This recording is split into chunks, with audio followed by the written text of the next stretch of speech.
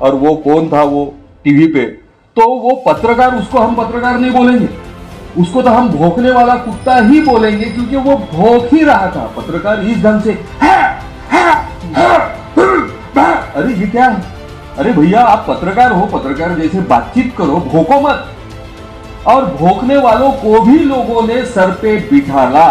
फिर वो लोग कौन है? जिस ढंग से हमारे अभी एक मुंबई में ये जो घटना हुई, लड़की के साथ अत्याचार हुआ, तो हमारे संसद में भी 334 थे, इस बार 224 बलात्कारी चुने गए हैं। चुनने वाले कौन है? तो वो वही लोग हैं, वही मानसिकता के, पशुतुल्य मानसिकता के लोग हैं, जो लोग इस देश की शांतता भंग करना चाहते हैं। यही उनका उद्देश्य है। आदमी पड़ा है, गोली लगी है, और वो गोली से लगने के बाद उस आदमी को, गोली लगे हुए इंसान को लांग के फोटोग्राफी की मनीषा जाहिर कर रहा है, और ये सब दृश्य श्राव्य माध्यम से दिख रहा है। तो वो इंसान, उसको इंसान बोलेंगे हम? ये इंसानियत है? इंसानियत को शर्मसार करने वाली ये जो घटना है, हम इसका निषेध तो करते ही है, लेकिन उन लोगों का भी, उन प्रवृत्तियों का भी, उन मानसिकता का भी, जो लोग इस प्रवृत्ति को प्रपोज करते हैं, मान सम्मान देते हैं। अभी असम में जो घटना हुई, तो उसमें एक फोटोग्राफर, एक शख्स को पुलिस वाले पहले तो गोली मार देते हैं, और बाद में जब वो मर जाता है, उसकी लाश ज़मीन पर पड़ी होती है, तो एक फोटोग्राफर दौड़ता हुआ आता है, उस पर छलांगे मारने लगता है, उस पर कूदता है। और सबसे बड़ी जो चिंताजनक बात है कि उस शख्स को गोली तो पुलिस वाले मारते हैं, उसके मरने के बाद भी उसे डंडे मारा करते हैं। इस वक्त हमारे साथ हमारे नागपुर शहर के जाने माने समाज सेवक प्रवीण राउत जी है। तो ये जो कथित फोटोग्राफर, वीडियोग्राफर, चैनल रिप्रेजेंटेटिव जो भी थे, के संघर्ष में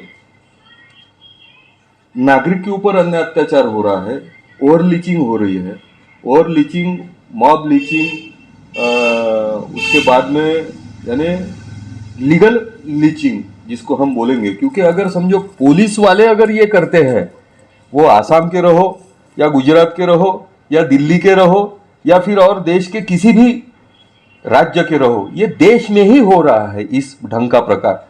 और हमारे माननीय प्रधानमंत्री जी वहां जाते हैं अंतरराष्ट्रीय स्तर पे, अमेरिका बोलो या ग्रेट ब्रिटेन बोलो या और ऑस्ट्रेलिया बोलो या फिर पाकिस्तान बोलो, तो वहां जाने के बाद उनके दिए तले अंधेरे के तरफ उनका ध्यान नहीं है, या तो फिर ध्यान है लेकिन वो ध्यान नहीं देना चाहते हैं, या तो फिर वो ध्यान दिए तले अंधेरे से ध्यान ही भटकाना चाहते हैं। यही उनका उद्देश्य है।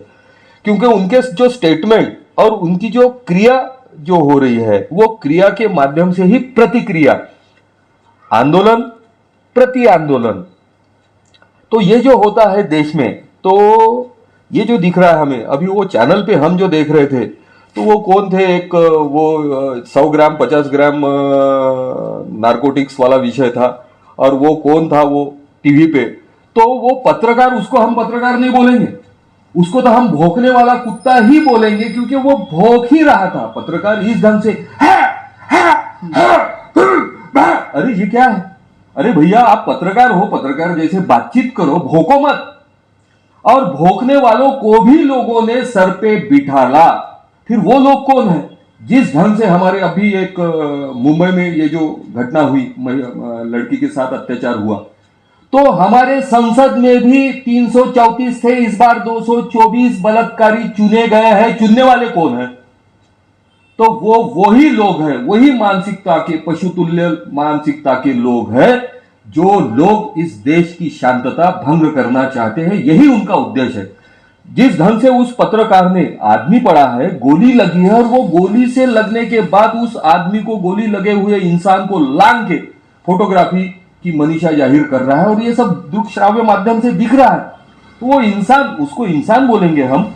ये इंसानियत है? इंसानियत को शर्मसार करने वाली ये जो घटना है, हम इसका निषेध तो करते ही है, लेकिन उन लोगों का भी, उन प्रवृत्तियों का भी, उन मानसिकता का भी, जो लोग इस प्रवृत्ति को प्रपोज करते हैं, मान सम्मान देते हैं, बढ़ा चढ़ा के दिखाने का प्रयास करते हैं, क्या वो अवगुण वो लोगों में है? वो लोगों का भी हम निषेध करते हैं। हम वो बलात्कारियों का निषेध करते ही है, लेकिन उन नालायक व्यक्तियों का भी, वो समूह का भी निषेध करते हैं जो संसद में बलात्कारियों को चुन के देते हैं। कितनी हमारी यानी हमारी लोकतंत्र क्या इतनी भिकार चोट हो गई है? क्या हमें एक इंसान नहीं मिल रहा? अच्छा, हमको एक लोक प्रतिनिधि नहीं मिल रहा? हम अगर क्रिमिनल्स, हम अगर बलात्कारी हमारे संसद में, हमारे विधानसभा में, हम अगर चोर लुटेरे डाकू अगर हमारे संसद में और विधानसभा में भेजेंगे, फिर वो किसी भी पक्ष के माध्यम से रहो या जाति धर्म के माध्यम से रहो, तो ये हमारी लोकतंत्र की नहीं, ये लोगों की गलती है और उसका भुगतान हमें ये भुगतना पड़ रहा है। अभी आपने बात की कि ये अगर नियम एनआरसी वगैरह प्रकार के जो नियम लगाए गए तो फिर क्या होगा? तो फिर क्या होगा ये तो बात की बात है, वो नियम लगाना नहीं लगाना ये तो बात की बात है, लेकिन इस ढंग की वातावरण निर्मित करना यही षड्यंत्र, ये राजनैतिक आकाओं का ये दिख रहा है। क्योंकि आग लगाएंगे तब लगेंगी, तब जलेंगे तब जलेंगे, लेकिन अभी आग सदृश माहौल तैयार करके इंसानों की इंसानियत जलाने का प्रयास ये माध्यम से किया जा रहा है। और जो भी लोग इस चीज के लिए समर्थन करते हैं, जैसे गांव को अगर आग लगती है तो कुछ लोग बोलते हैं कि आग तो वो कोंटे में है, गांव के किनारे है, मेरा घर अभी सुरक्षित है। तो वो मेरा घर सुरक्षित है बोलने वाले लोगों के लिए मैं बोलना चाहूंगा, फिर वो इस राज्य के रहे, इतर राज्य के रहे, या देश के रहे, या विश्व के किसी भी देश के रहे, क्योंकि सारे साधु संतों ने, महापुरुषों ने ये विश्व के लिए अच्छी कामना की है। सारे महापुरुषों ने ये इंसान के इंसानियत के लिए अपना तन मन धन, ये फिर वो भगत सिंह रहे, नेताजी सुभाष चंद्र बोस रहे, सरदार वल्लभ पटेल रहे, महात्मा गांधी जी रहे, या और कोई भी रहे, तो ये और धर्म पुरुषों ने भी फिर वो किसी भी धर्म का महापुरुष रहो, उसने सारे इंसानियत के लिए काम किया है। हमारे और पब्लिक का ये दृष्टिकोण है कि हम उसको लिमिटेड कर देते हैं। मोहम्मद अगर पैगंबर साहब है तो उनको सिर्फ हम मुस्लिम धर्म के ही प्रमुख मानेंगे। उन्होंने मुस्लिम धर्म की नहीं, उन्होंने मुस्लिम धर्म की जो बात की वो पूरी विश्व की बात की, विश्व के मानवता के लिए बात की। गुरु गोविंद सिंह साहब ने, गुरु नानक जी ने पूरी मानवता की बात की और विश्व के मानव के लिए बात की। धार्मिक जगत गुरु तुकाराम महाराज जी ने सारे विश्व के लिए बात की, लेकिन उनके कुछ चाव चाव म्याव म्याव भो भो जो है वो उनको मर्यादित करने का प्रयास करते हैं। और यही मर्यादित करने की साधु संतों की, महापुरुषों की तत्व की नीति जो है वो मर्यादित करने वाले ये इंसान नहीं, ये श्वान ही है। और ये क्या करते हैं? प्रचार प्रसार में ये श्वान भोग करते हैं। तो ये श्वान भोग को तवज्जो देने वाले जो भी उस प्रजाति के चाहते हैं, उनको भी मैं आह्वान करना चाहता हूं कि सावधान, क्योंकि अभी परिस्थिति बहुत विकट है। और प्रॉफिट के चक्कर में, खुद के स्वार्थ के चक्कर में अगर आप अपनी इंसानियत, आप अपनी नैतिकता अगर बाजू में रखते हो, तो ये जो स्थिति है ये आपके भी घर पे आने वाली है। राष्ट्र संत जी ने अपने शब्दों में बोला था, ये सब हकीकत ये अपने शब्दों में वर्णन की थी कि आड़ी टेढ़ी दुनिया गई, मौत के मुंह में खाक भई। आड़ी टेढ़ी दुनिया गई, मौत की मुंह में खाक भई, नाम निशाना मिट गया बाना, इस आदत से क्यों ना ढलो। बड़े बड़े महाराज गए, धनिकों के सिरताज गए, बह गया पानी, फंसी जिंदगानी। अब तो बात मेरी सुन लो, यह नर तन एक देन मिली, आज मिली फिर काल चली। ये नर तन देन मिली, आज मिली फिर खाक चली। सुनो मेरे भाई, कर लो कमाई, अपने आप की सुध लो।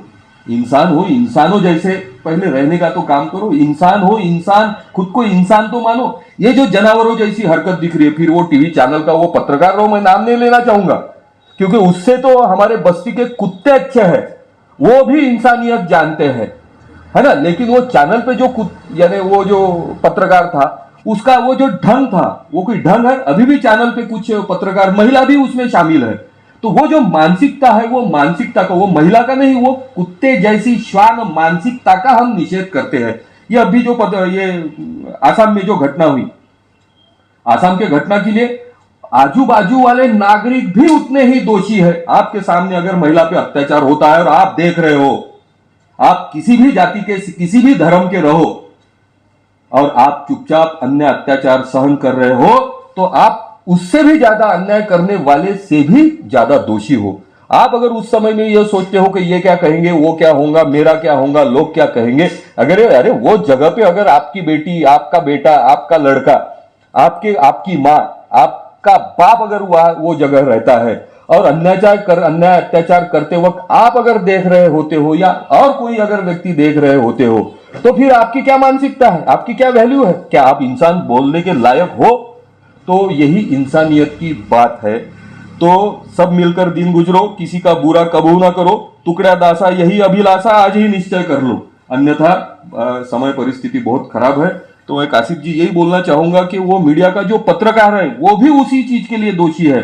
मुंबई में जो बलात्कार की घटना जो घटी और उस पर अभी मेणबत्तियां बहुत कम हो गई है, तो मेणबत्ती जलाने से अच्छा लोक प्रतिनिधि हम अगर चुनते हैं, हमारे संसद में एनसीआरबी का रिपोर्ट है, हमारे संसद में 334 महिला अत्याचारी रजिस्टर्ड क्रिमिनल हमने चुने हैं।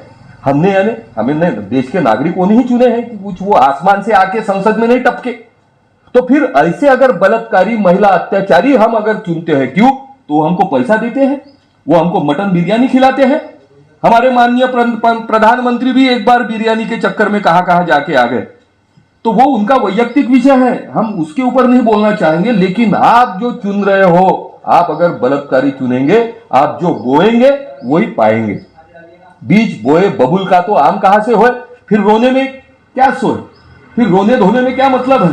अगर अन्य अत्याचार करते वक्त होते वक्त अगर हम देख रहे हैं और हम उसकी प्रतिकार नहीं अगर कर रहे हैं, फिर वो कौन सी भी बात हो, सामाजिक हो, राजनीतिक हो, शैक्षणिक हो, आत्मिक हो। लेकिन अन्याय अत्याचार को सहने वाला, डॉक्टर बाबा साहब ने बोला था कि अन्याय करने वाले से अन्याय अत्याचार सहने वाला ज्यादा दोषी है।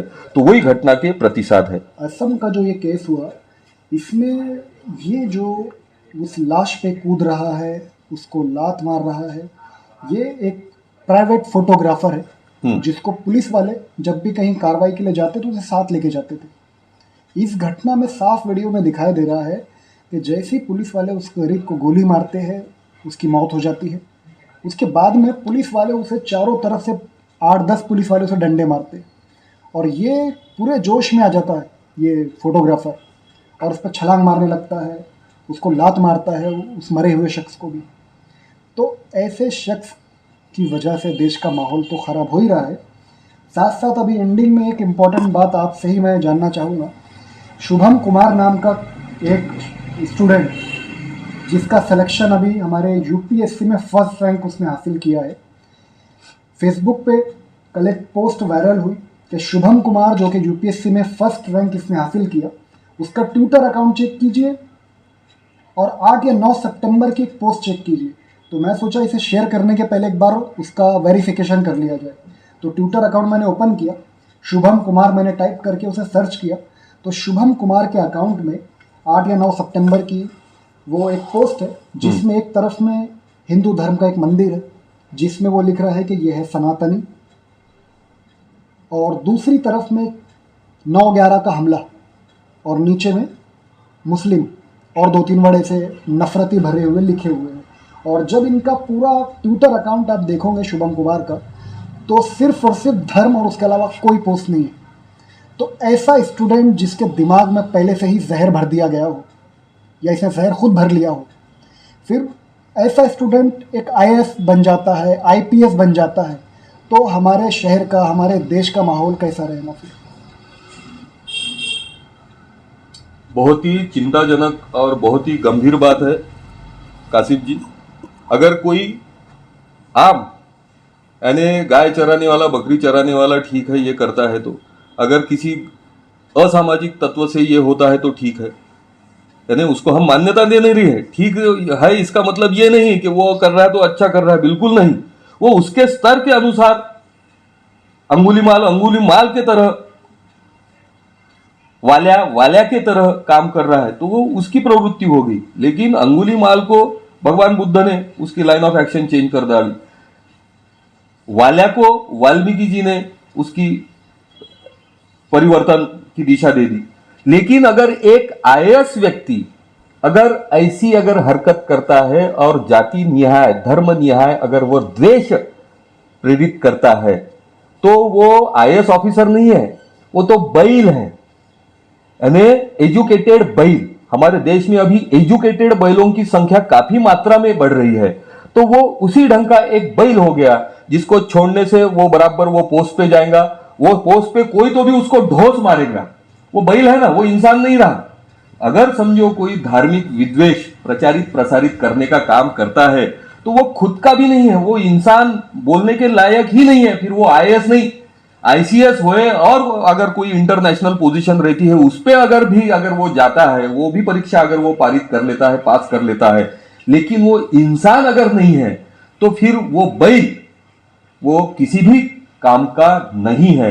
और ये अगर मानसिकता को कोई तवज्जो देता है या ये मानसिकता को कोई प्रचारित प्रसारित करता है तो उल्टी बही योजना गंगा मरे श्रमिक बेकाम, उल्टी बही योजना गंगा मरे श्रमिक बेकाम, देश देश के सपने देखे मन से भय गुलाम, देश देश के सपने देखे मन से भय गुलाम, यानी बैल को भी ये भारत कृषि प्रधान देश है, ये बैल को भी ये संस्कृति ने पूज्य देवताओं का, नंदी बैल का यानी बहुत भगवान तत्सम दर्जा दिया है। तो क्यों वो बैल भी जब पेरनी करते हैं ना, खेत में पेरनी जब करते हैं, बीज जब बोते हैं ना, बीज बोने के बाद में कचरा उगता है तो कचरा खत्म करने के लिए उसको डवरन बोलते हैं।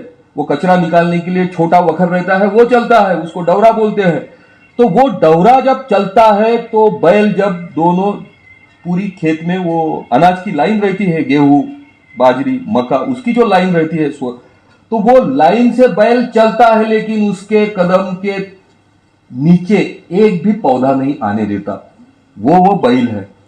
और ये जो मानसिकता, जैसा एक आईसीएस आईएएस होने के बाद में अगर धार्मिक वितंडवाद की अगर कोई भूमिका या बोलता है या वैसा प्रेजेंटेशन रखता है तो वो बैल से भी बदतर है। वो श्वान, वो जो टीवी पे वगैरह वो जो भोंकते हैं कुत्ते, उनसे भी बदतर है। तो क्या इंसान के रूप में पशुतुल्य व्यवहार करना ये कौन से धर्म की सीख है भैया? क्या भगवान रामकृष्ण ने बोला है या किसी धर्म के धर्म संस्थापक ने बोला है? भगवान रामकृष्ण से लेके तो सारे धर्म संस्थापकों ने, मोहम्मद पैगंबर से लेके भगवान बुद्ध से लेके भगवान महावीर से लेके गुरु नानक जी से लेके यीशु ख्रिस्त ने प्यार को बोला है, प्यार को सम्मान दिया है, प्रेम को सम्मान दिया है, सद्भावना को सम्मान दिया है, मानवता को सर्वश्रेष्ठ दर्जा दिया है। उसके लिए उन्होंने, हर धर्म के धर्म संस्थापक ने खुद को उस यज्ञ में झोंक डाला, खुद को जला डाला। किसके लिए? ये ढोर डुकर मेंढरों के लिए। तो ये अगर ऐसी मानसिकता रहती है ढोरों की, डुकरों की, मेंढरों की, तो ये पढ़े लिखे बैल है। ये पढ़े लिखे बैल कुछ ना लीपने के ना पोतने के काम के हैं। और ये बैल उल्टी बही योजना गंगा मरे श्रमिक बेकाम, देश देश के सपने देखे मन से भय गुलाम, टुकड़िया दास कहे ना बचेंगे पड़ेंगे सिर पर बाम, टुकड़िया दास कहे ना बचेंगे पड़ेंगे सिर पर बाम, पड़ेंगे सिर पर बाम। ये किसके लिए बोला है राष्ट्रसंत तुकडोजी जी महाराज ने? देखने वालों के लिए, जो मूक दर्शक बने देखते हैं कि मैं क्या करूंगा, मैं क्या कर सकता हूं। अरे भैया, हम एक छोटे से इंसान हैं, हम विशिष्ट कार्य में जब पुढ़ाकार लेते हैं तो हजारों लाखों लोगों के ऊपर अन्याय होना बंद हो जाता है। अभी फेविक्लू और रेमडेसिविर का देखिए, हजारों लाखों लोग अंतरराष्ट्रीय षड्यंत्र के अनुसार मारे गए यानी मारे गए प्रॉफिट के लिए। तो वही प्रॉफिट के ये हिस्सेदार है, ये जो भोग रहे हैं। फिर वो टीवी के चैनल के पत्रकार रहो या फिर आईएएस रहो या किसी भी धर्म के। और काशिफ जी, मैं ये बोलना चाहूंगा, ये सिर्फ हिंदू धर्म या फिर बौद्ध धर्म या फिर मुस्लिम धर्म नहीं, जो भी नालायक मानसिकता के लोग, फिर वो मुस्लिम धर्म में भी है, हिंदू धर्म में भी है, बौद्ध में भी है और सिख में भी है, तो हर धर्म में और क्रिश्चियन धर्म में भी है। तो जो भी ये विकृत मानसिकता वाले लोग हैं, ये इंसान बोलने के लायक नहीं है। उनको जो सहजता से सहन करने वाले लोग हैं, तो उनके लिए भी पड़ेंगे सिर पर बाम, पड़ेंगे सिर पर बाम। इसलिए जागरूक होने की अभी आवश्यकता है। फिर वो वैयक्तिक स्तर पे रहे या फिर राज्य स्तर पे रहे, धार्मिक स्तर पे रहे या राष्ट्रीय या अंतरराष्ट्रीय स्तर पे रहे, सभी इंसानों को इंसानियत के माध्यम से कुदरत की सुरक्षा करते हुए खुद के परिवार की सुरक्षा करते हुए एक एक कदम आगे बढ़ना, ये उसका नैतिक कर्तव्य है, धार्मिक कर्तव्य है। किसी ने यह नहीं बोला कि अधर्म के मार्ग से जाओ।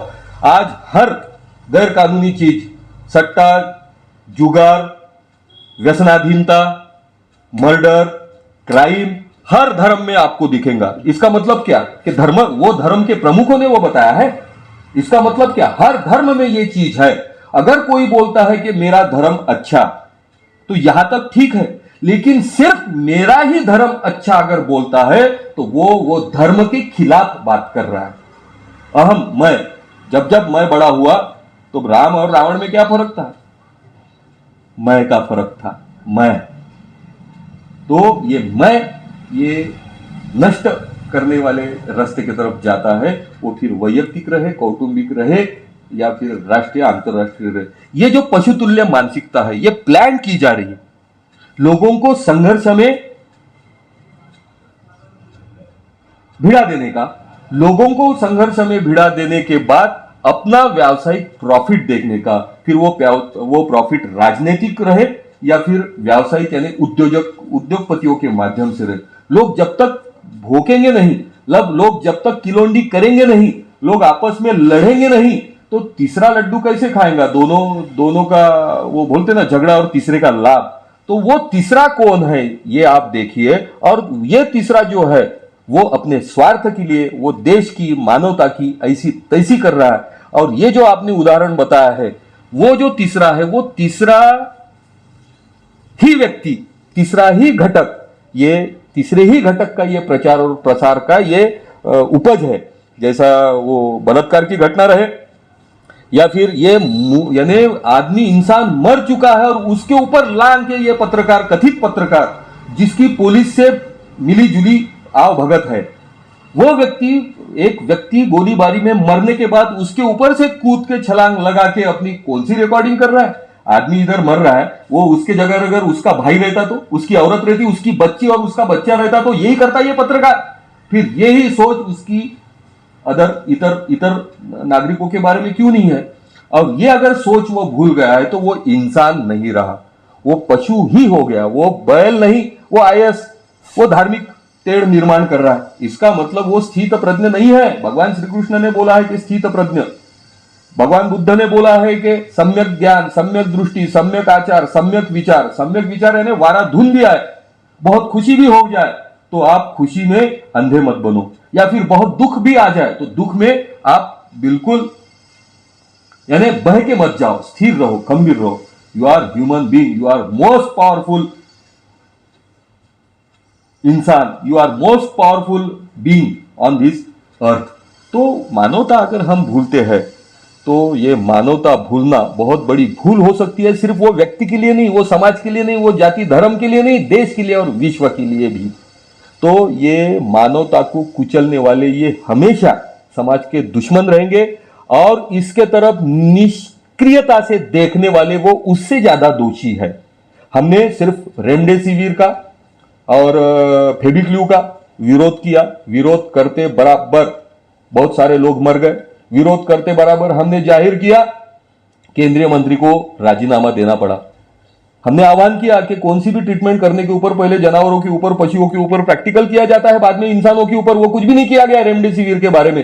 बाद में WHO बोलती है कि ये ऐसा है, ये नॉन इफेक्टिव है, ये हमका है, ढमका है, फलाना है, ढिकाना। तो फिर किया काय के लिए?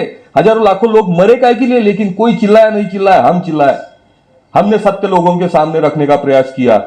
जो इंसानियत में डॉक्टर्स थे, फिजिशियन थे, राजकीय प्रतिनिधि थे, उन्होंने इंसानियत की आवाज को मोहर लगाई, उन्होंने वो ट्रीटमेंट बंद की। दूसरे दिन से 0 डेथ आना चालू हो गया। अगर हम नहीं सोचते तो, छत्रपति शिवाजी महाराज अगर ये सोचते तो क्या स्वराज्य स्थापन हो सकता था? महात्मा गांधी अगर ये सोचते थे, ये ऐसा बोल रहा, वो वैसा बोल रहा, ये ऐसा करूंगा मैं, से मेरे से कैसा होगा, तो क्या वो हो सकता था? डॉक्टर बाबा साहब अगर ये सोचते थे तो हर धर्म संस्थापक ने जब धर्म की स्थापना की तो उनको भी विरोध हुआ, लेकिन उन्होंने they have not left the line of action for the humanity of the world. तो हम ये बोलना चाहेंगे, जो भी व्यक्ति फिर वो बस्ती का रहे, फिर वो किसी भी जाति धर्म का रहे, अगर उसको गलत दिखता है तो उसको ताबड़तोड़ वो विरोध करे, विरोध करने के बाद उसको रोकने का प्रयास करे।